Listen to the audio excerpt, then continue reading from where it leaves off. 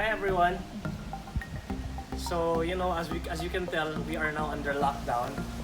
But not to worry because this is the perfect time for you to enhance your mountain bike riding skills, alright? So today I'm gonna teach you 5 essential mountain bike skills that you can practice within the confines of your garden. A few tips before we start. If you're like me and you ride clipped in, I suggest you ride platforms, or if you have pedals like this, they work fine with regular shoes. That's because the skills I'm going to be teaching you today require a lot of coordination, and it can be easy to make mistakes and you're going to fall off your bike.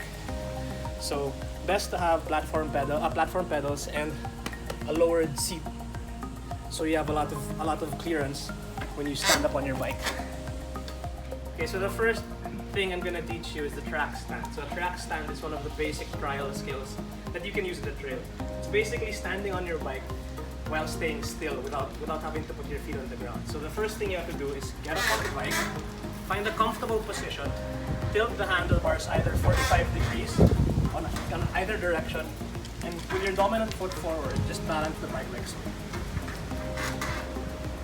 Now you can use some of the brake to stop you from rolling, and use some of the pedals, some pedal force to move you back and forth. So the longer you can hold the track stand, the better. So yeah.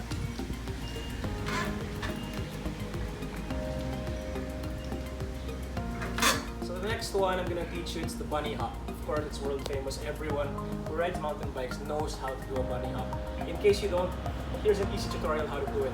So all you have to do is to roll forward and lift the handlebar back with your weight. So like that. Alright? Now, as you're lifting up, you want to practice lifting the rear wheel like this. Like that. So a bunny hop is basically combining those two steps into one fluid motion. So your bike should be like this. Alright? Like this. One more time. Like this. Okay, so that's why I'm telling you guys to use platform pedals, because using clips or cleats or clipped-in pedals teaches you the bad habit of using the fact that your feet are connected to the pedals to lift the rear end up. Now that's a bad habit to develop in mountain biking, because you should be able to ride whatever kind of pedals you're using. So another thing that you should avoid, some people call it the English hop. It works, but not as well as a bunny hop. It's when you lift both wheels up simultaneously like this. That's easier to do, but it's a lot less useful than a bunny hop, because you need to be carrying a lot of speed in order to clear obstacles, as opposed to the bunny hop where you can just clear one wheel at a time. Alright, the next one is another essential. It's the wheelie. Not only does it look cool, but it's very useful when trying to get your front wheel over obstacles. Now this is a skill a lot of riders struggle to do, but it just takes a bit of commitment. It can be a bit scary, but once you practice it and get it right, you can wheelie for miles. The way to do it is to shift your weight backwards while giving a strong pedal stroke. So like this.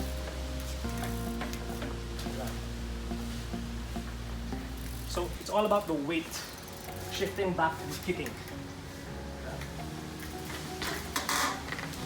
Alright, so some people make the mistake of trying to pull a wheelie by just pulling on the bars like that.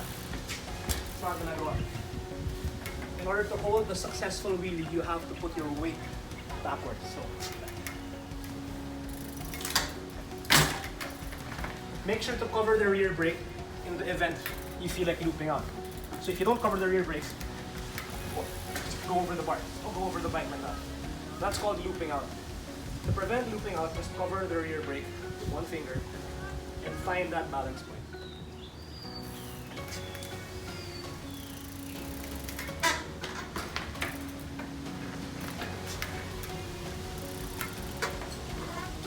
Okay, now the next one, it's called the Endo or the stoppie. It's basically useless just to look cool. It lets you come to a stop in a very fashionable sense, like this. Again, like the wheelie, it means taking one wheel off the ground, and it can get scary. You just have to commit.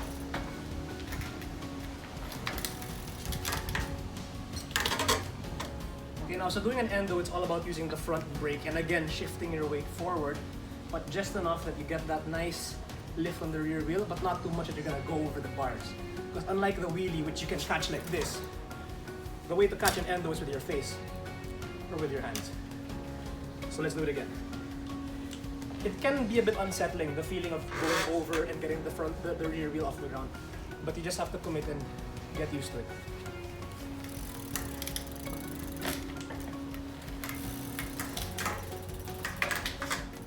Okay, so the next and the final skill that I'm gonna teach you, which is actually pretty useful, is the 180 endo. So a while ago I showed you the endo, which is like that. Basically the 180 endo is you're gonna change direction by pivoting using the head bearings and landing it facing the other way. Now how is that useful? So for example, you're going through a technical section of trail which is too narrow for you to take turning.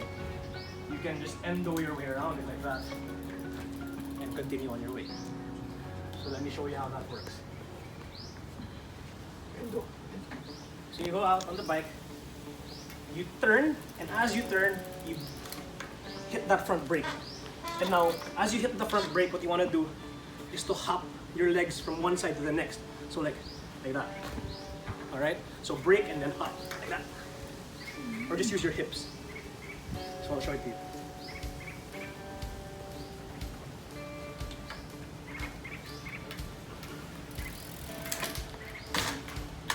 There, something like that. One more time.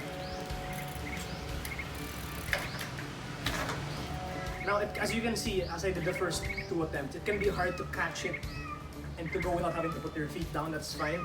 That's how it works in the start. But with practice, you're going to be able to do it properly like this.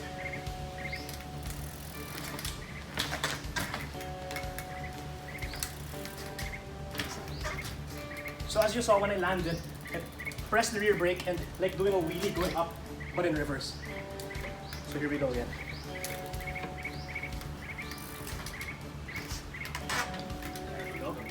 Alright, so there you have it guys. I hope you learned something new today. Comment below if you can do any of these or if you can do them even better. I'd love to hear from you. So yeah, thanks for watching. See you next time.